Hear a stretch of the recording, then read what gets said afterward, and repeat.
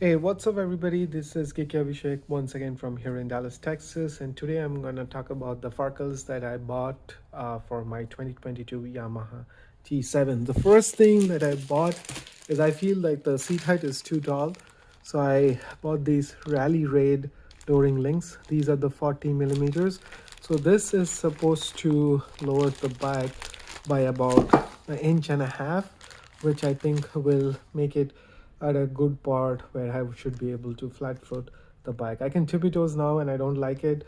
I would rather be lower the bike and have that flat foot. So I think these were around $50 and I bought them from Rocky Mountain ADV. The next thing that I noticed as soon as I was um, testing the bike was that the LCD panel has a slight bit of wobble. So I bought this from AliExpress for about $20, and this is a stabilizer bar which is supposed to go behind and hold the LCD and supposed to prevent it from wobbling. Next thing I bought was this chain guide. This is also from AliExpress. Acerbis also makes one. You can buy them for, I think those are about 60 or 70 bucks, and you can buy them from Rocky Mountain ATV. And these seem very similar in terms of build quality as the Acerbis one.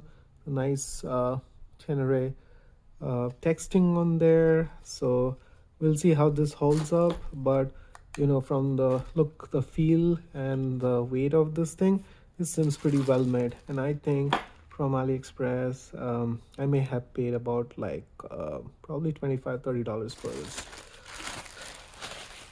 Next up is headlight protector. This is just a transparent piece of plastic that I bought also from AliExpress, and this was about 25 bucks. I didn't wanted the metal one because it kind of uh, interferes with the look of the headlight. This transparent one, I'm sure like once I put this on, this will be not as noticeable, but definitely will give some protection from gravels or pebbles that might hit and crack the expensive headlight. I haven't looked up at the price of the headlight itself, but I would assume that it's quite expensive.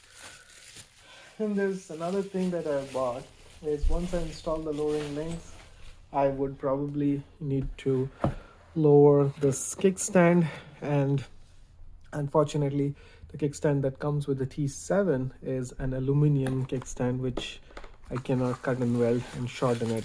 So I bought this also from AliExpress. It's from a brand called Cedometer or something like that. Right here, name of the brand. And this thing feels pretty solid, like it's real hefty. And this is something which is basically adjustable. So if this thing holds up, I may never need to change out the this part. So I think this is how it goes, and the spring attaches here. You have different, like at least what, 1 2 3 4 5 6 or 7 levels of adjustments on this, and this thing weighs a lot. So only drawback is I see that one side has a small dent. Let it focus, but I don't care about it, as long as this is strong enough to take my weight along with the weight of the bike, should be good. And this was about 55 bucks. I couldn't find anything else in this price range, so I just wanted to at least give it a try, and we'll see how it goes.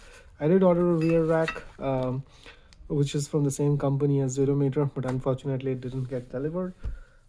We'll see how it goes. So in my next video, I'll install these and show you how they look on the bike, and then you can decide whether you want to order those or not. So that's it, guys. That's pretty much everything for this video. Do subscribe to my channel, and also like keep the notifications on if you want to get notified of any new content that I upload.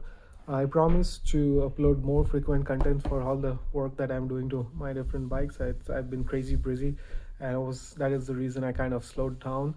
But going forward, I have more time in hand, and I should be able to frequently upload a lot of other videos, and some of these might just help you if you are trying to do planning on modding some of or installing some of these sparkles on your bike.